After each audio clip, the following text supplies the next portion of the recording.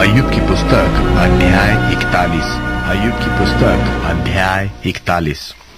फिर क्या तू लिव्यातान अथवा मगर को बंसी के द्वारा खींच सकता है व डोरी से उसकी जीभ दबा सकता हो? क्या तू उसकी नाक में नकेल लगा सकता है व उसका जबड़ा कील से बेध सकता है? क्या वह तुझसे बहुत गिड़गिड़ाहट करेगा व तुझसे मीठी मीठी बातें बोलेगा व वह तुझसे वाचा बांधेगा कि वह सदा तेरा दास रहे?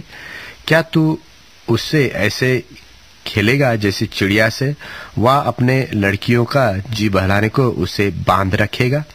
क्या मच्छुओं के दल उसे बिकाऊ माल समझेंगे? क्या वह उसे व्यापारियों में बांट देंगे? क्या तू उसका चमड़ा भाले से व उसका सिर मछुए के त्रिशूलों से भर सकता है? तू उस पर अपना हाथ ही धरे तो लड़ाई को कभी न भूलेगा और भविष्य में कभी ऐसा न करेगा।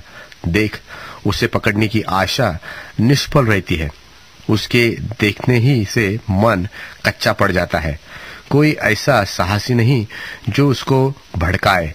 फिर ऐसा कौन है जो मेरे सामने ठहर सके? किसने मुझे पहले दिया है जिसका बदला मुझे देना पड़े? देख, सारी जो कुछ धरती पर है वो मेरा है। मैं उसके अंगों के विषय और उसके बड़े बल और उसकी बनावट की शोभा के विषय चुप न रहूंगा।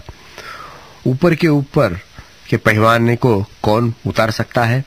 उसके दांतों की दोनों पंक्तियों के अर्थात जबड़ों के बीच कौन आएगा? उसके मुंह के दोनों किवाड़ कौन खोल सकता है? उसके दांत चारों ओर से डरावने हैं, उसके छिलकों की रेखाएं घमंड का कारण है। वे मानो कड़ी छाप से बंद किए हुए हैं। वे एक दूसरे से ऐसे जड़े हुए हैं कि उनमें कुछ वायु भी नहीं बैठ सकती।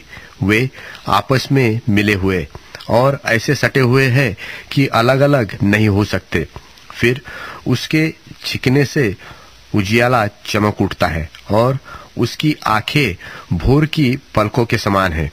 उसके मुंह से जलते हुए पलीते निकलते हैं और आग की चिंगारियां छूटती है। उसके नथनों से ऐसा धुआं निकलता है जैसा खलौती हुई हांडी और लटे हुए नरकंटों से। उसकी सांस से कोयले सुलगते और उसके मुंह से आग की लौ निकलती है। उसकी गर्दन में सामर्थ्य बनी रहती है और उसके सामने डर नाचता रहता है।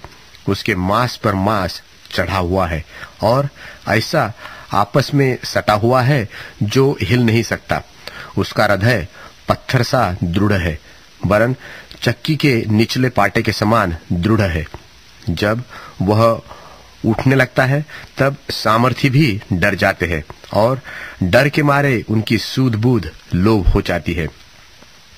यदि कोई उस पर तलवार चलाए तो उससे कुछ न बन पड़ेगा और न भाले और न बर्ची और न तीर से। वह लोहे को पुआल सा और पीतल को सड़ी लकड़ी सा जानता है। वह तीर से भगाया नहीं जाता। गोफन के पत्थर उसके लिए भूसे से ठहरते हैं। लाठियां भी भूसे के समान गिनी जाती है। वह बर्छी के चलने पर हंसता है। उसके निचले भाग पैने ठिकरे के समान है। कीच पर मानो वह हिंगा फेरता है।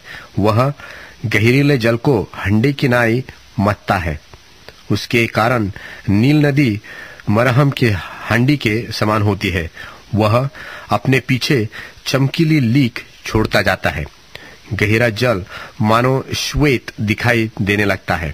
धरती पर उसके तुल्य और कोई नहीं है और जो ऐसा निर्भय बनाया गया है, जो कुछ ऊंचा है उसे वह ताकता ही रहता है। वह सब घमंडियों के ऊपर राजा है।